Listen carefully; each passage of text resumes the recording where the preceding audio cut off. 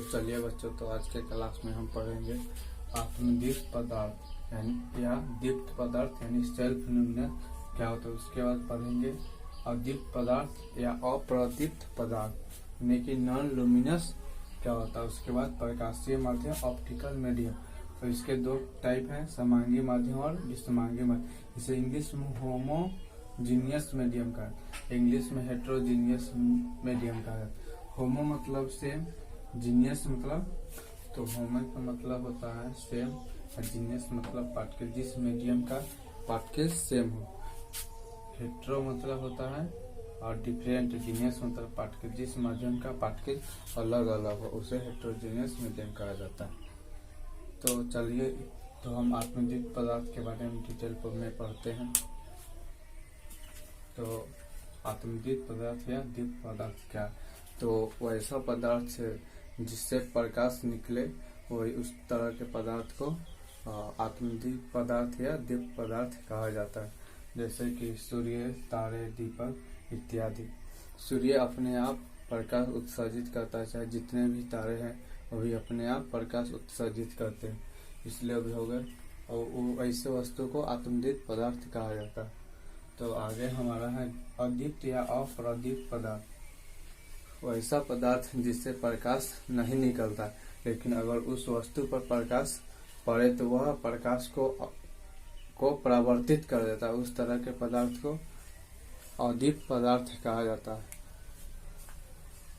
यहाँ डिफिनीशन में लिखा हुआ वे पदार्थ जो प्रकाश उत्सर्जित नहीं करते लेकिन प्रकाश की उपस्थिति में दिखाई पड़ते हैं, अदीप्त या अप्रदीप्त पदार्थ कहलाते। वह अगर उस पदार्थ पे अगर किरण कोई पड़े सूर्य का, तो वह उसको सोखता नहीं है, उसको क्या करता है, रिफ्लेक्ट कर देता है, जिसके कारण हमें दिखाई देता है।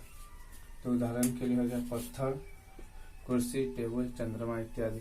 चंद्रमा रात को प्रकाश देती है लेकिन वह उसका खुद का प्रकाश नहीं होता, वह सूर्य के प्रकाश जो होता है उस पर पड़ता है तो वह रिफ्लेक्ट हम लोग को कर देता, यानी परावर्तित कर देता है उसको पृथ्वी पर, जिस कारण हम चंद्रमा को देख पाते हैं।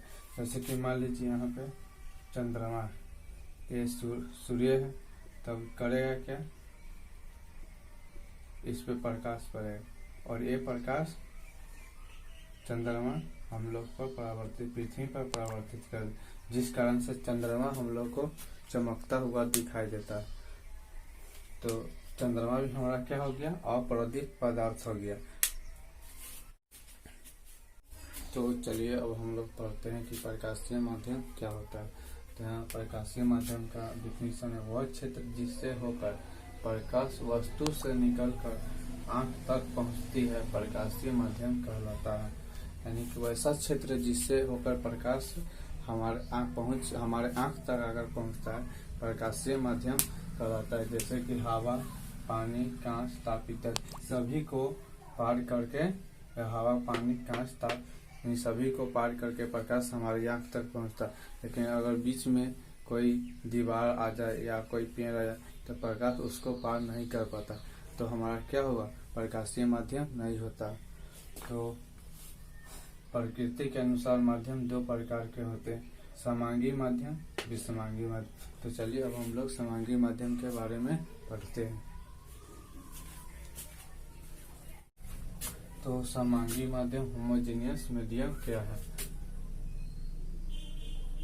तो जिस माध्यम के प्रत्येक भाग के गुण एवं बनावट समान होते उस माध्यम को समांगी माध्यम। जिस माध्यम का गुण एवं बनावट सेम हो, यानी कि उसके प्रत्येक भाग का पार्टिकल जो हो सेम हो, उस तरह के माध्यम का क्या समांगी माध्यम कहा जाता है।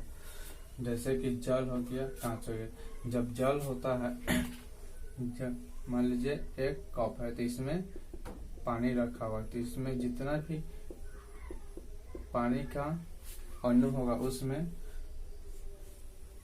उसमें हाइड्रोजन का 2 मोल हो, हाइड्रोजन का 2 मोल एवं ऑक्सीजन का 1 मोल होगा। और कांच है हमारा सिलिकॉन डाइऑक्साइड, इसमें सिलिकॉन 1 मोल और ऑक्सीजन 2 मोल पाया जाता है।